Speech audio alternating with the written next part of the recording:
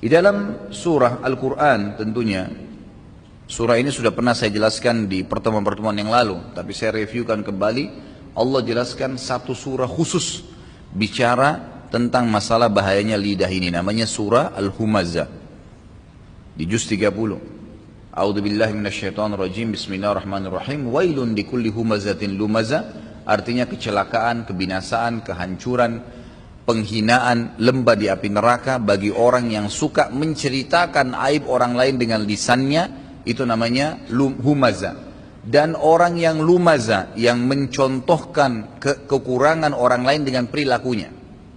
Tapi di sini disebutkan kecelakaan, penghinaan, kehancuran, lembah di api neraka. Itu semua makna daripada kalimat wail. Likulli humaza, setiap orang yang humaza, yang suka menceritakan aib orang lain dengan lisannya.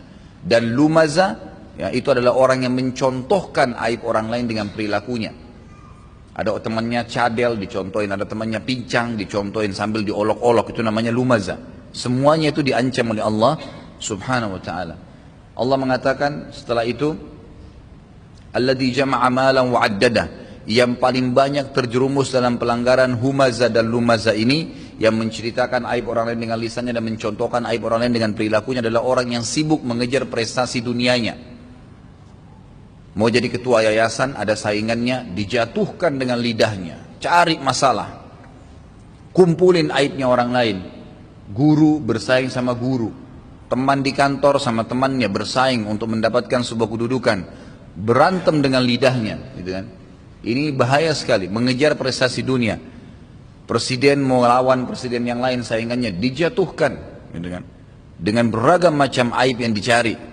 Allah SWT mengatakan alladzi jama'a malan wa 'addada, orang yang mengumpulkan harta, prestasi dunia, gitu kan, dan menghitung-hitungnya tapi tidak tahu kalau itu adalah sesuatu yang membahayakan dia. Yahsabu anna malahu akhlada, dia kira prestasi dunianya, hartanya bisa mengekalkan dia di dunia. Kalla, tidak akan mungkin. La yumbadanna fil hutama, dia akan dilempar ke dalam neraka hutama. Wa ma adraka mal hutama, apakah kalian tahu apa itu neraka hutama? Kenapa harus takut? Narullahil muqadah, apinya Allah yang berkobar-kobar. Allati tattali'u 'alal afida, yang sifatnya kalau menyentuh kaki manusia nanti di neraka, naudzubillah, langsung membakar jantungnya. Innaha 'alaihim mu'sada, sesungguhnya api neraka hutama itu akan melengket di tubuh-tubuh mereka sampai hangus, kemudian diutuhkan kembali, ditiupkan lagi api, terbakar sampai hangus. Apinya nggak padam, biar dia tepuk, biar dia apain, tetap nyala sampai habis, dan kulit dagingnya semua, kemudian diulangin lagi seperti itu. Lalu Allah mengatakan penutupan ayat, fi amadim mumaddadah, dan mereka akan diikat di tiang-tiang yang bergelantungan di atap neraka hutama, ditancapkan di atap kemudian diikat, sehingga dia betul-betul merasakan sakitnya api tadi, kan gitu. Jadi seperti itu ancaman dari Allah subhanahu wa ta'ala. Jadi bahaya sekali lisan ini. Nabi kita Muhammad SAW pernah lewat di sebuah pasar mendapatkan bangkai kambing. Dan bangkai kambing itu tanduknya patah, matanya buta, kakinya patah. Lalu Nabi SAW mengatakan, siapa yang mau beli kambing ini? Kata Nabi, kata para sahabat, ya Rasulullah, jangankan sudah jadi bangkai, hidup aja nggak ada yang mau. Masih hidup aja nggak ada yang mau. Kalau hidup dijual, tanduknya patah, matanya buta, kakinya patah, nggak ada yang mau beli. Apalagi sudah jadi bangkai. Kata Nabi SAW, saya kasih cuma-cuma, ada yang mau nggak? Kata para sahabat, sama aja ya Rasulullah, hidup aja kami nggak mau terima, apalagi jadi bangkai. Kambing hidup dikasih kita, tapi tanduknya patah, matanya buta, kakinya patah, ada aibnya, orang nggak mau terima juga. Untuk apa dipelihara gitu kan? Lalu kata Nabi SAW, demi zat yang ubun-ubunku dalam genggamnya, maksudnya demi Allah, seseorang di antara kalian memakan daging bangkai ini jauh lebih ringan bagi dia dibandingkan dia menceritakan aib saudaranya muslim, gitu kan? Jadi nggak boleh sama sekali. Hati-hati teman-teman, selalu saya ingatkan kalimat ini. Dan memang dalam majelis ilmu itu majelis tazkir, saling mengingatkan terus-menerus walaupun terulang, itu harus diingatkan kembali. Jangan pernah nonton gosip. Jangan pernah sibuk dengan aibnya orang lain, tidak usah. Kalau aib itu tidak ada pada kita, berdoa sama Allah, bersyukur. Alhamdulillahilladzi afani mimma btala bihi. Nabi SAW ajarkan doa itu, yang artinya segala puji bagi Allah yang selamatkan saya dari apa yang dicobakan kepada orang ini. Wa faddalani ala katsiri mimma khalaqa tafdila, dan telah mendahulukan saya dari banyak sekali makhluknya yang lain. Jadi kita bersyukur sama Allah kalau enggak ada. Jangan malah dinukil. Hati-hati teman, jangan siapkan musuh-musuh hari kiamat. Ya, ini berbahaya sekali.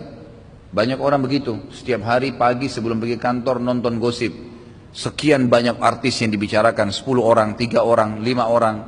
Lalu kemudian dia tidak ada hubungannya sama mereka itu. Dinukil aibnya, masalah rumah tangganya, masalah pribadinya, masalah ini, masalah itu, beragam macam. Yang tidak ada juga manfaatnya dia nonton gitu. Kemudian pada saat dia pergi kantor disebarin aib itu. Tadi begini loh saya nonton, tadi begini loh saya nonton, disebarin aib tersebut. Baik, pertanyaannya bagaimana caranya minta maaf dengan orang yang sedang disebarin aibnya itu? Ingat, riba itu di dalam Islam yang diharamkan, yang seperti memakan daging saudara kita muslim, itu ya kalau aib ada pada seseorang, jelas dia ada pada dia, lalu kita ceritain ke orang lain, itu berarti riba, dia larang. Kalau nggak ada aib itu padanya maka jadi fitnah, lebih besar lagi dosanya, gitu kan? Nggak boleh semuanya. Dan sudah pernah saya titik beratkan, hanya ada 4 keadaan di mana dibolehkan seseorang itu mengucapkan, menyampaikan tentang kekurangan orang lain. Yang pertama itu adalah istifta, meminta fatwa. Suami istri bertengkar, datang kepada seorang ustadz lalu sampaikan, saya ada masalah dengan istri saya nggak sholat, aib misalnya. Istri saya begini, istri saya begitu, suami saya begini. Cukup hanya sekedar mau mengetahui hukum syar'inya, bagaimana jalan keluarnya. Kalau dia tunggangin juga tujuannya menggibah pasangannya maka berdosa, gitu kan? Seperti ada seorang sahabat mengatakan, datang dalam hadis Bukhari, ya Rasulullah, inna imra'ati la tahuddu yadul lamis. Ya Rasulullah, istri saya enggak menolak jamahan laki-laki lain, apa yang saya harus lakukan? Minta fatwa. Kata Nabi SAW, ceraikan. Lalu dia bilang, ya Rasulullah, tapi saya mencintainya. Kata Nabi, kalau begitu pertahankan dan dakwahi. Udah dapat jawaban gitu kan, karena dia mau jalan keluarnya seperti apa. Yang kedua adalah istinsah, meminta nasihat. Jadi kalau kita mau kerjasama dengan orang lain kemudian tidak tahu, maka tidak tahu, oh, si A datang mengajak kerjasama, lalu kita datang kepada si B minta nasihat seperti apa si A. Si B bisa menyebutkan, setahu saya si A pernah utang gak bayar, setahu saya pernah bisnis dan tidak jujur dan seterusnya. Yang ketiga itu adalah istirsyad, memberikan petunjuk. Janjian sama seseorang satu tempat lalu kita tidak kenal orang tersebut sebelumnya, tanya kepada seseorang di masjid misalnya, mana si fulan, ditunjuk, oh itu di depan sana. Ya, kita balik ke depan sana belum tahu yang mana. Oh yang pakai baju hitam misalnya, baik yang baju hitam itu banyak berapa orang, baik yang kepalanya botak, yang badannya gemuk misalnya, disebutin sama dia, karena tujuannya kalau tidak disebutin tidak akan ditahu mana orangnya, dan dia tidak ada niat untuk menggibah. Dan yang terakhir adalah al-kuna, julukan yang memang orang itu tidak marah kalau dipanggil dengan istilah itu. Di masjid diiklanin, Bapak A mengundang makan, ada A yang biasa jual kambing, ada A yang biasa jual mobil. Lalu jemaah bingung, yang mana nih, Bapak A yang mana? Baik, pengurus masjid mengatakan Bapak A kambing misalnya, karena dia menjual kambing, maka itu tidak ada masalah.